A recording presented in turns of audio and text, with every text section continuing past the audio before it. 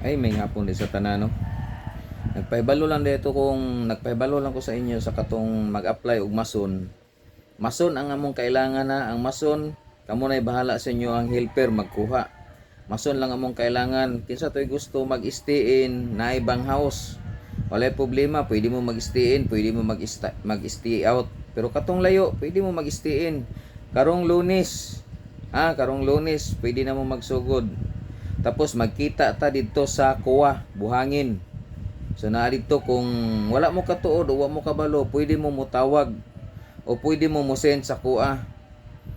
Pwede mo mutawag sa number nga akong gi-post para makabalo mo. Ay daghan kailangan mason. So ana na lang siguro magkita-kita na lang ta karong Monday pohon sa Kuwa, Buhangin.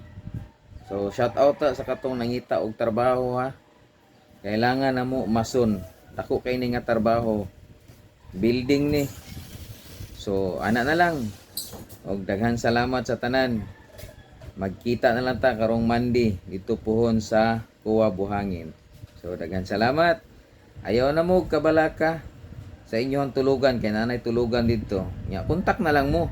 Kung desidido gyud mo trabaho, tawag mo.